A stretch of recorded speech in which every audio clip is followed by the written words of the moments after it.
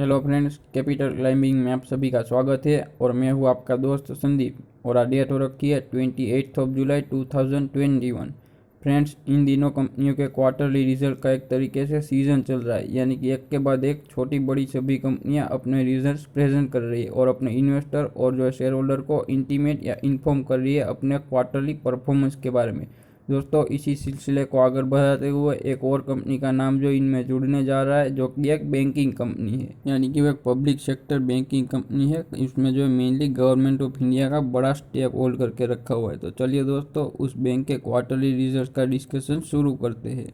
So friends, अब हम आ चुके हैं उस PDF कॉपी पे जहाँ पर आपको डेट दिखाई दे रही है 28 जुलाई 2021। और दोस्तों, आप PDF कॉपी पे बैंक का नाम पढ़ के ही समझ गए होंगे कि हम किस बैंक के बारे में बात कर रहे थे। जी बिल्कुल दोस्तों, हम IDBI बैंक के बारे में बात कर रहे थे। जो ये सबमिट की गई है PDF कॉपी, वहाँ पर दिखाई दे रहा है BSE लिमिटेड और NSE लिमिटेड। दोस्तों, यहाँ पर और यहाँ पे मैंने हाईलाइट करके आपको दिखाया है कि बोर्ड मीटिंग थी, वो कमेंस हुई थी 11 बजे और वो कंक्लूड की गई 12:40 पे। सो दोस्तों, आइए अब हम चलते हैं IDBI बैंक लिमिटेड के क्वार्टरली रिजल्ट्स के एनालिसिस पे। सो फ्रेंड्स, अब हम आ चुके हैं IDBI बैंक लिमिटेड के unaudited consolidated financial result for the quarter ended 30 जून 2021।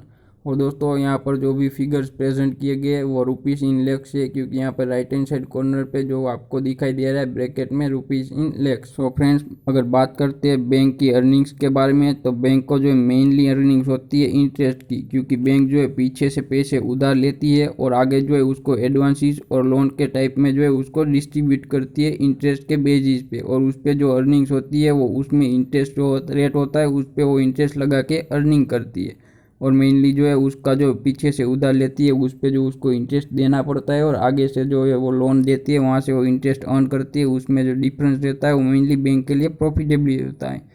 लेकिन दोस्तों, बैंक सिर्फ और सिर्फ इंटरेस्ट का ही बिजनेस नहीं करती, यानी कि लोन और एडवांस का, लेकिन उसके साथ दूसरी भी फाइनेंशियल सर्विसेज प्रोवाइड करती है। उनसे भी बैंक को जो है थोड़ी बहुत इनकम जनरेट होती है। तो दोस्तों, अब बात करते हैं जून क्वार्टर एंडेड 30 जून 2021 में इंटरेस्ट अर्न के बारे में। तो इंटरेस्ट और डिस्काउंट ऑन एडवांसिस और बिल, वहाँ से जो है बैंक को मेनली 3,398.54 लाख रुपीज़ की इंटरेस्ट अर्न हुआ था। दोस्तों, अगर बात करते हैं तो बैंक भी थोड़ा बहुत इन्वेस्टमेंट करती है दूसरी जो अपनी एसेट क्वालिटी या फिर दूसरे इन्वेस्टमेंट में। तो उसमें से मेनली जो है बैंक को 1167.29 लाख रुपीज़ की इंटरेस्ट इनकम हुई है, इन्वेस्टमेंट इनकम। दोस्तों, अगर बात करते हैं बैंक की, तो बैंक को जो है RBI के पास भी जो है रेगुलेटरी नॉर्म्स की वजह से कुछ पैसे जो है डिपॉजिट करने होते हैं, और वहाँ से जो बैंक को RBI जो एक तरीके से थोड़ा इंटरेस्ट पे आउट करता है। तो उसमें से मेन बात करते हैं तो यहाँ पर C पॉइंट पे दिखाई दे रहा है interest on balances with RBI। उसमें जो और इंटर बैंक फंड्स, यानी कि दो बैंक जो है दूसरे बैंकों को भी पैसा मुहैया करवाती है अगर उसको जो है रिक्वायरमेंट होती है। तो उनसे जो बैंक को जो IDBI बैंक को वो 182.28 लाख रुपीज़ की इनकम जनरेट हुई है। दोस्तों, अगर बात करते हैं अदर इनकम के बारे में, तो वहाँ से बैंक को 172.24 लाख रुपीज़ की इनकम जनरेट हुई है। और फ्रेंड्स, अगर बात करते हैं अदर इनकम के बारे में, तो वहाँ से बैंक को 1674.51 लाख रुपीज़ की अदर इनकम हुई है। यानी कि दोस्तों, मेनली जून क्वार्टर में बैंक को जो है टोटल 6594.86 लाख रुपीज़ की जो है रेवेन्यू जनरेट हुई है। दोस्तों, अगर बात करते हैं सेम क्वार्टर पिछले साल में, यानी कि 30 जून 2020 को, तो 5955.17 लाख रुपीज़ की रेवेन्यू जनरेट हुई थी। दोस्तों, अगर बात करते हैं मार्च क्वार्टर में, तो मार्च क्वार्टर में बैंक को 7052.18 लाख रुपीज़ की रेवेन्यू जनरेट हुई है। यानी कि दोस्तों, रेवेन्यू के पैरामीटर पे बैंक को जो है क्वार्टर ऑन क्वार्टर बेसिस या फिर ईयर ऑन ईयर बेसिस पे थोड़ी सी गिरावट दिखाई दे रही है।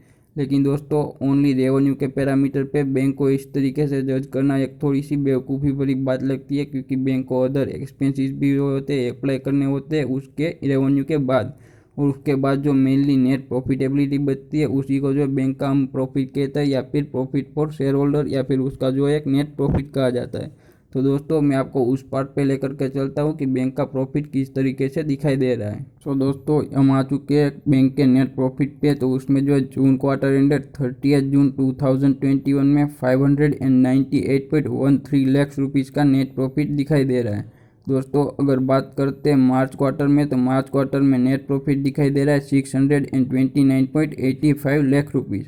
और दोस्तों बात करते हैं सेम क्वार्टर पिछले साल यानी कि 30 जून 2020 में, तो 159.14 लाख रुपीज़ का नेट प्रॉफिट दिखाई दे रहा था। यानी कि friends year on year basis पे कंपनी के नेट प्रॉफिट में ऑलमोस्ट 4 गुना जो है बढ़ोतरी दिखाई दे रही है। यानी कि एक बहुत ही अच्छा खासा ग्रोथ माना जाता है, क्योंकि कंपनी के जो ईयर ऑन ईयर बेसिस पे इतना नेट प्रॉफिट बढ़ना बहुत ही एक अच्छी साइन मानी जाती है।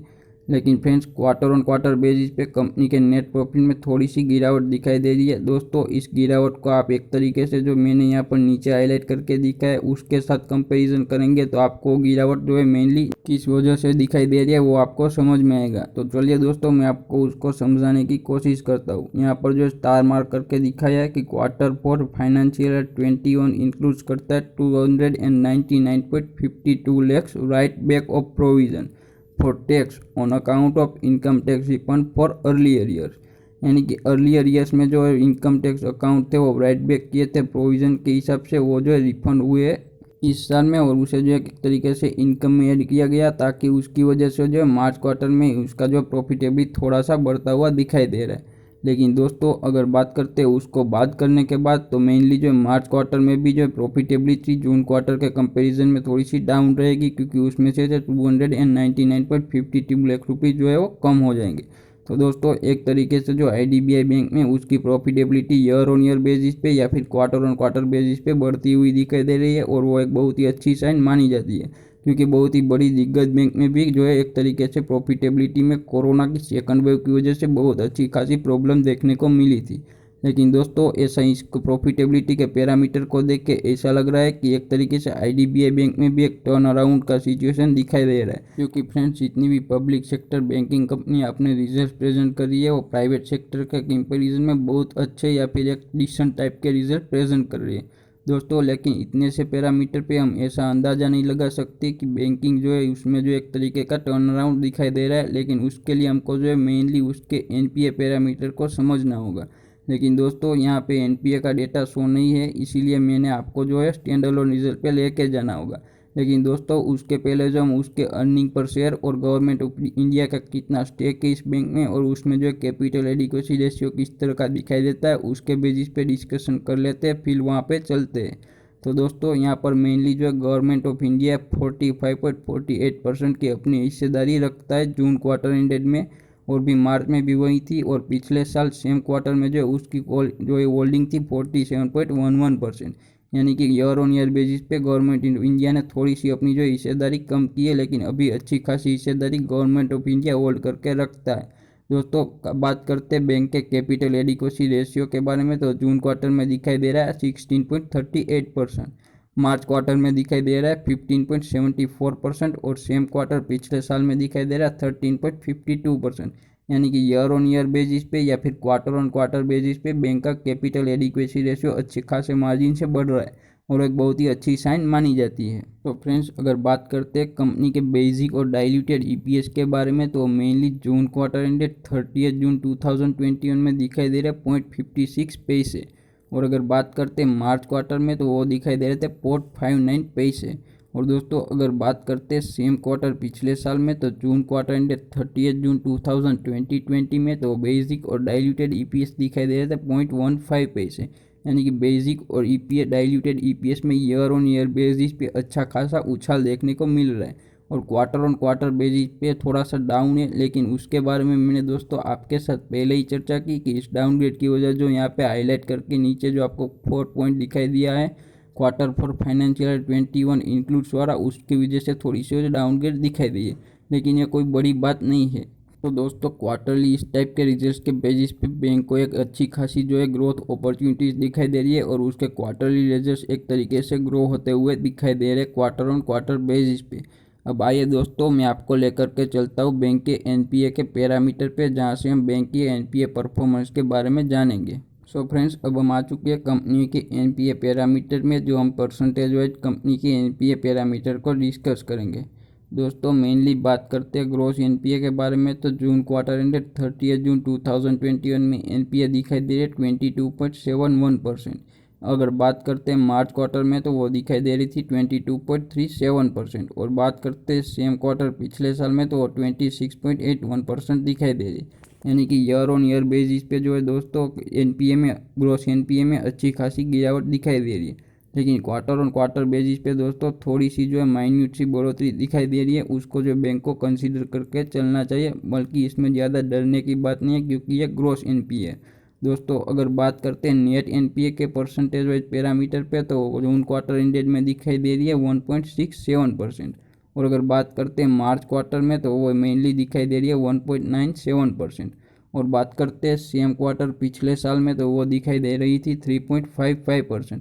यानी कि जो आधे से भी ज़्यादा गिरावट दिखाई दे रही है एनपीए, नेट एनपीए में ईयर ऑन ईयर बेसिस पे। वो एक बहुत ही अच्छी साइन मानी जाती है बैंकिंग ऑपरेशंस के लिए, क्योंकि एनपीए का प्रॉब्लम बैंकों के लिए बहुत ही बड़ा इश्यू है। और आईडीबीआई बैंक में तो एक तरीके से वो बहुत बड़ा इश्यू दिखाई दे रहा था पिछले कुछ क्वार्टरों से। लेकिन दोस्तों, अब आईडीबीआई बैंक में एक टर्न अराउंड की सिचुएशन दिखाई दे रही है, और पूरे तरीके से जो है बैंकिंग चैनल जो है अपने जो एनपीए को एक तरीके से कवर करने की कोशिश कर रही है। दोस्तों, अगर बात करते हैं क्वार्टर ऑन क्वार्टर बेसिस पे एनपीए में, तो उसमें भी जो है नेट एनपीए में गिरावट दिखाई दे रही है। यानी कि वो एक बहुत ही अच्छी साइन मानी जाती है। दोस्तों, अगर बात करते हैं कंपनी के रिटर्न ऑन असेट के बारे में, यानी कि रिटर्न ऑन असेट दोस्तों वो होता है जो कंपनी अपने असेट को यूज़ करके जितना अर्निंग करती है। तो मेनली जो है क्वार्टर ऑन क्वार्टर बेसिस पे जो है 0.83 दिखाई दे रहा है जून क्वार्टर में। बात करते हैं मार्च क्वार्टर में, तो 70 दिखाई दे रहा है पॉइंट। और अगर बात करते हैं सेम क्वार्टर पिछले साल में, तो 0.20 दिखाई दे रहा था। यानी कि कंपनी अपनी जो असेट को अच्छी तरीके से यूज़ करके अपने जो है रिटर्न ऑन असेट को इम्प्रूव करती जा रही है लगातार क्वार्टर ऑन क्वार्टर बेसिस पे या फिर ईयर ऑन ईयर बेसिस पे। यानी कि दोस्तों, आईडीबीआई बैंक लिमिटेड के क्वार्टरली रिजल्ट फाइनेंशियल पैरामीटर पे बहुत ही अच्छे दिखाई दे रहे थे, और एक एक्सपेक्टेशन से बहुत अच्छे दिखाई दे रहे हैं। क्योंकि बड़ी बड़ी बैंकिंग कंपनियों के भी रिजल्ट थोड़े से डिटेरियोरेट हुए थे कोरोना की सेकंड वेव की वजह से। लेकिन दोस्तों, आईडीबीआई बैंक का जो एक तरीके से फाइनेंशियल रिजल्ट के बेसिस पे उसके मैनेजमेंट की जो वर्क एफिशिएंसी और उसका डेडिकेशन यहाँ से जो है उसके पैरामीटर पे झलक रहा है।